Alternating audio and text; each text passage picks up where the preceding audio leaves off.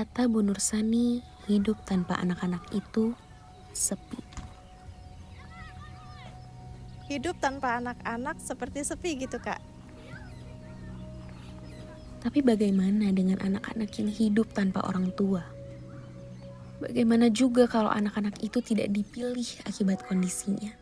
Saya Nursani, saya di sini bekerja sebagai caregiver. Saya bekerja di sini kurang lebih sudah 9 tahun. Kerjaan saya sehari-hari ya merawat dan menemani anak-anak Yayasan Sayap Ibu. Mereka anggap anak-anak di sini tidak memiliki kemampuan seperti yang mereka miliki saat ini. Padahal di sisi lain mereka memiliki potensi yang sangat luar biasa yang tidak mereka ketahui, seperti melukis, merajut, tasbih, dan lain-lain.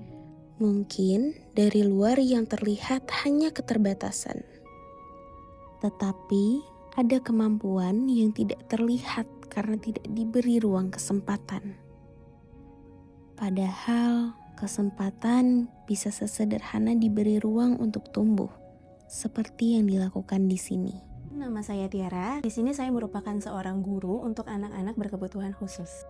Ini tadi kita melaksanakan sholat duha. Sholat apa tadi, Anissa?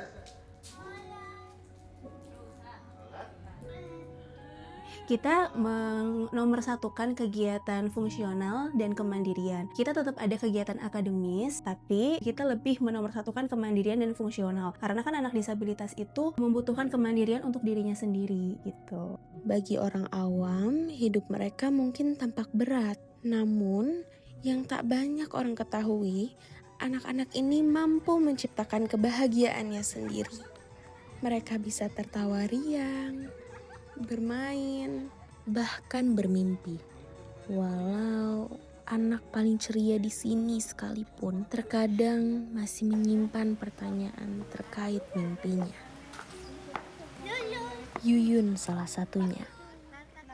Yuyun itu anak yang sudah lumayan dewasa ya, Kak. Suatu saat dia pernah bertanya kepada saya, "Mbak, di mana ibu saya? Di mana papa saya?" Disitulah saya sangat tersentuh mendengarnya. Pertanyaan itu mungkin sederhana di telinga kita. Tapi bagi Yuyun, itu bukan sekedar rasa ingin tahu. Namun juga bentuk rindu yang tak pernah bisa sepenuhnya dijelaskan.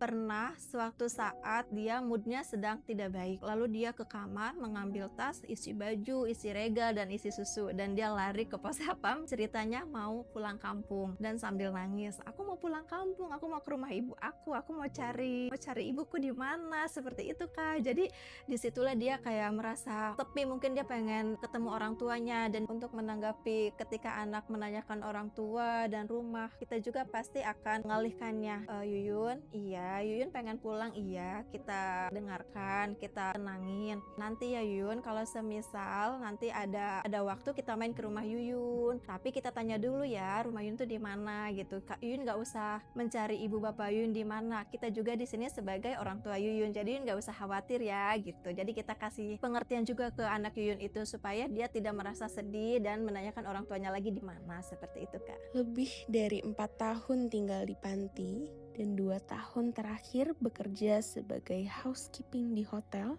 tidak membuat Yuyun berhenti memikirkan bagian penting dari dirinya yang belum ia pahami tentang keluarga. Kebetulan Yuyun sedari kecil di sini dan sekarang alhamdulillah sudah menginjak usia 19 tahun. Yuyun juga di sini sudah bekerja dan sudah bisa membantu kegiatan caregiver di Yayasan Sayap Ibu seperti memasang spray, memasang sarung bantal, mencuci pakaiannya sendiri, dan merapihkan meja makan ketika selesai makan. Pesan untuk Yuyun, jadilah anak yang sabar dan kuat. Insya Allah lain waktu nanti Yuyun juga akan ketemu keluarga Yuyun. Mungkin gak saat ini ya Yun. Memang tak mudah tumbuh dengan masa lalu yang tak bisa dikenang dan juga pertanyaan yang tak bisa dijawab. Tapi Yuyun tetap melangkah.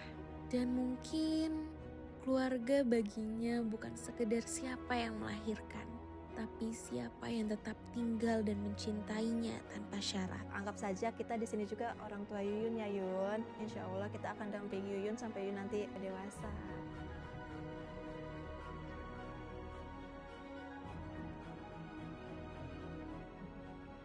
Perkenalkan Perkenalkan, nama saya Karina Syahna. Di sini saya sebagai guru tari untuk anak-anak berkebutuhan khusus yang sudah berjalan selama 12 tahun di Gigi Art of Dance. Menurut saya karena konteks yang paling jelas adalah mereka hidup tanpa orang tua, tapi itu sama sekali bukan penghalang untuk anaknya menggali potensi dirinya. Karena balik lagi, Yayasan Sayap Ibu nggak mungkin bertahan sampai sekarang hingga sekarang menjadi tempat yang sangat bagus, sangat layak untuk teman-teman spesial kita ini kalau bukan karena guru-guru, caregiver, support system yang ada di sana yang sebenarnya mereka juga merupakan orang tuanya. Hanya di sini konteksnya mereka bukan orang tua kandung, tapi tetap mereka adalah support system dan caregiver yang seperti orang tua mereka. Dan di situ peran yang sangat-sangat krusial dan sangat-sangat penting dalam pencapaian penggalian potensi anak. Mau anaknya sebagus apapun itu, tapi kalau orang tuanya tidak memberikan kesempatan, tidak mensupport, tidak memfasilitasi juga, atau tidak mempercayakan mereka, nggak akan bisa kemana-mana. Karena ini harus usaha dari semua sisi. Yuk, mari kita sama-sama menciptakan lingkungan yang ramah disabilitas. Untuk kita yang non-disabilitas untuk lebih memahami, memberikan fasilitas, memberikan aksesibilitas, memberikan kesempatan yang sama, yang setara, dan juga untuk teman-teman disabilitas ini bisa mempunyai kesempatan menggali potensi terbesar mereka.